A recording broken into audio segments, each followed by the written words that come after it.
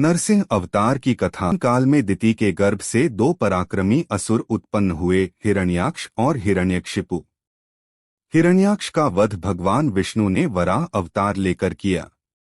इस घटना से उसका भाई हिरण्यकशिपु क्रोधित हो गया और उसने संकल्प लिया कि वह विष्णु से बदला लेगा। वह कठोर तपस्या करके ब्रह्मा को प्रसन्न करता है और वरदान मांगता है, मेरा वध न मनुष्य कर सके, न पशु, न दिन में, न रात में, न धरती पर, न आकाश में, न घर के भीतर, न बाहर, और न किसी अस्त्र शस्त्र से। ब्रह्मा ने यह वरदान दे दिया। वरदान पाकर हिरण्यकशिपु अहंकारी हो गया और स्वयं को ईश्वर घोषित कर दिया। उसने प्रजा को आदेश दिया कि केवल उसकी पूजा हो। लेकिन उसका पुत्र प्रहलाद जन्म से ही भगवान विष्णु का अनन्य भक्त था।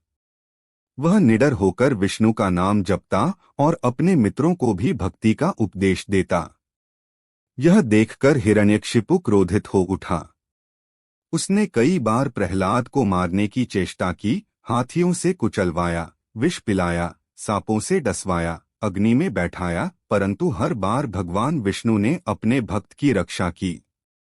एक बार हिरण्यकशिपु की बहन होलिका, जिसे वरदान था कि अग्नि उसे जला नहीं सकती, प्रहलाद को गोद में लेकर धधकती अग्नि में बैठी, किंतु वरदान व्यर्थ हो गया। होलिका जलकर भस्म हो गई और प्रहलाद सुरक्षित बाहर निकल आए। तभी से होलिका दहन और होली पर्व की परंपरा प्रारंभ हुई।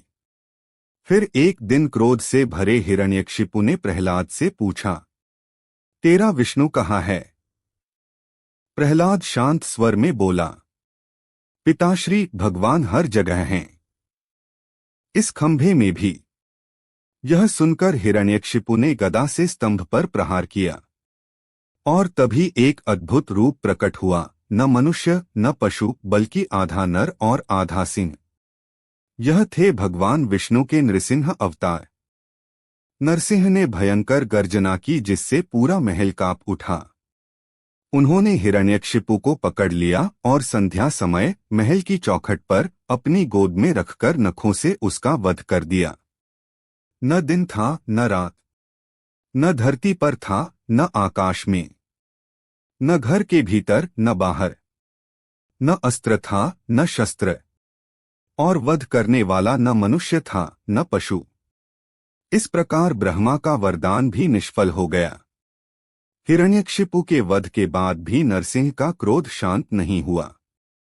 तब नन्हे प्रहलाद फोल्डेड हाथ जोड़कर आगे बढ़े और प्रार्थना की,